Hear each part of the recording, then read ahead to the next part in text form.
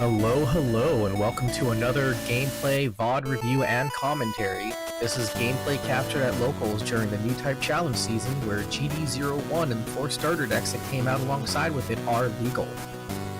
In this matchup, you're going to see me on green-blue Meteor control and my opponent on blue-white blockers.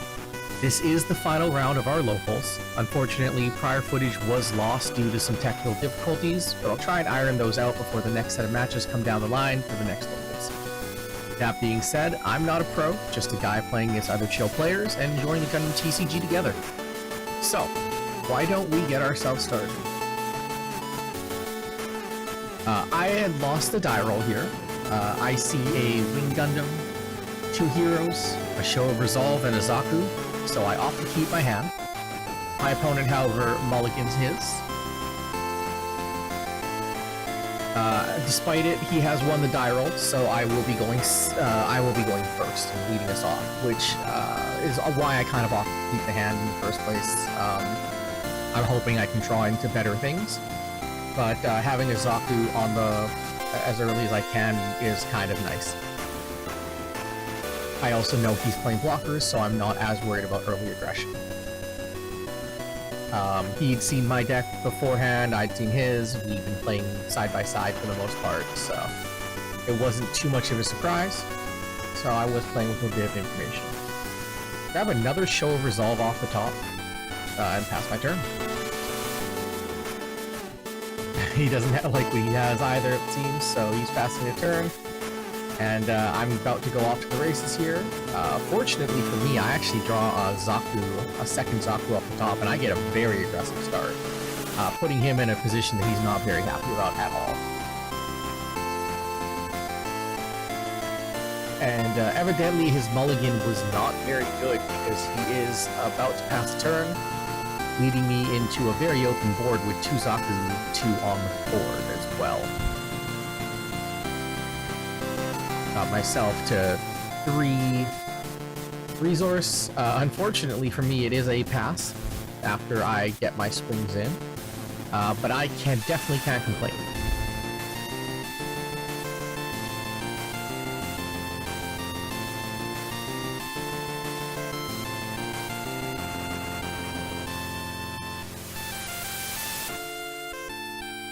Place down a base,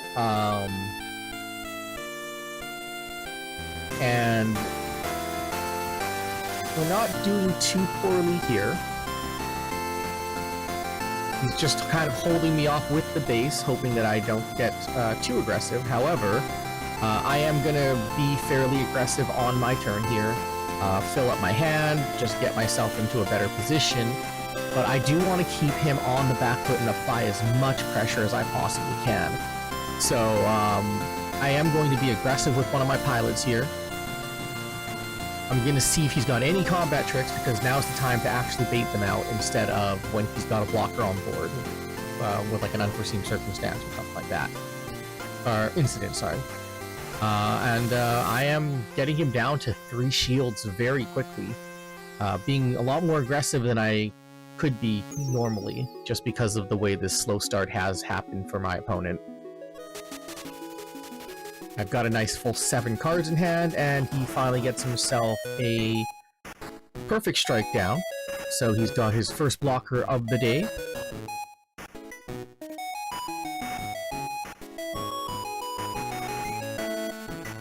He gets a Soletta on it. Unfortunately, it doesn't allow him to be that aggressive. I'm sure he would have rather swung into one of my rested Zakus, but that doesn't work out for him.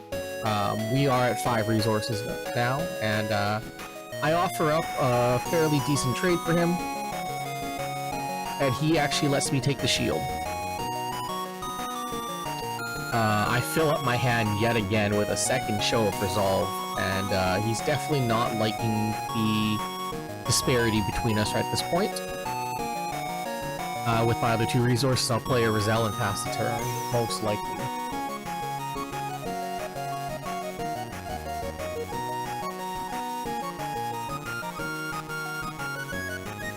Yeah, so I opt not to let him take my little Zaku. And I think that is for the best. There's really no reason to offer the trade right now. Especially if it's just going to allow him to 2-for-1 me on a better rate. He gets down a Lefrith, and he gets another perfect strike. I don't believe he's got a pilot to pair for it, so he finally decides to take out my Zaku. And in general, I'm actually pretty okay with that. Now, I'm at a point in my hand size, I believe I'm at 8 cards or so, where I can kind of play a little bit more of a war of attrition, especially when I have a base up still and my shields. So I'm sitting in a very comfortable position, and I'm not super worried about too much counterplay right now. At this point, I'm just trying to trade up on rate, and I'm also just trying to stay ahead of my opponent. Not doing a very good job showing my hand here, but I do have a duo and a death sight, and I toss them down. I am gonna force him to either block or let me take out his rested blocker. Hopefully I'm aiming to see if he's going to give me the Lefrith or not. Mostly because I'll take that trade. Or not trade, rather. I'll take that in lieu of a trade. He gets a base, which actually is very, very nice for him.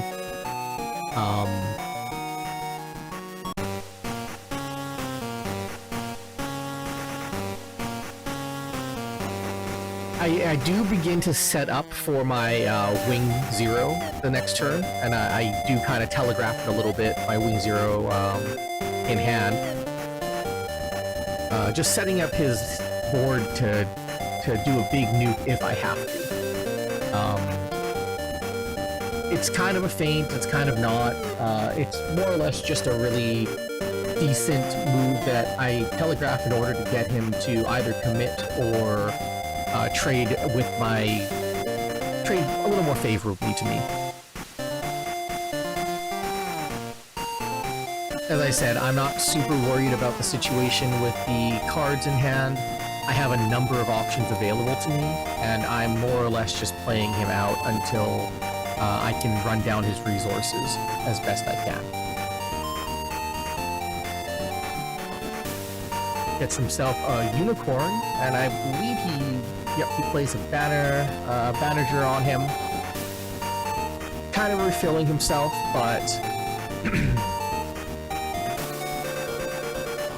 again, he's kind of stuck in a position where he has to start maintaining my board, because any sort of rush on my side is going to be pretty detrimental to him.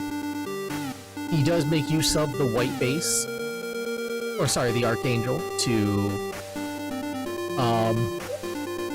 ready his blocker.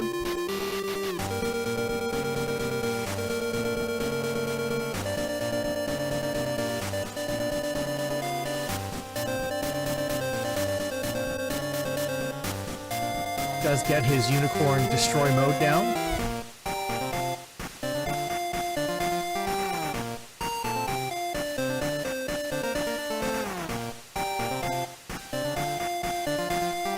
So he makes a misplay here, and I forget about it until I realize, oh, that's right, I have a duo on there, so he actually can't use the unforeseen incident on my Death Scythe for a favorable trade. In this scenario, he actually has to pretty much throw his Death Scythe, his Unicorn Destroy mode at my Death Scythe to get the trade, just in case I have enough aggression on my side of the board to fully take him out. Now, this is the type of scenario that I was planning for. This is why I wanted to push the Wing Gundam Zero, or sorry, the Wing Zero onto my opponent. I'm at 8. The only real play here is to wipe his board. I happen to have drawn another Wing Gundam 0, and it's going to play into the next turn also because I have a hero in hand. And after I play this one, I'll have another one to hopefully clear the board or throw it down for another high maneuver play.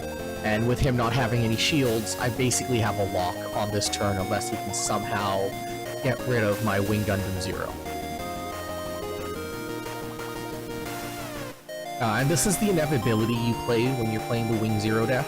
You're just throwing dudes out there and maintain the board control until you get to this inevitable state where you can go Wing Gundam 0, Wing Gundam 0, or sorry, Wing 0, Wing 0, and just basically dominate your opponent with a big chunky boy. He does get a freedom down along with the Lefrith, basically hoping that I'm not about to throw something down with high maneuver. It is playing to his outs, and in most cases, if I didn't have a Wing 0, he would be struggling here. He wouldn't be struggling as hard, but with that play down, I have game in hand. It's nothing too crazy. I just drop the Wing Gundam down, or the Wing 0 down, and I high maneuver hero. Doesn't wipe his board, but I don't need to. They're all high maneuver, so I take out his base, and then I take him out. And that's all she wrote.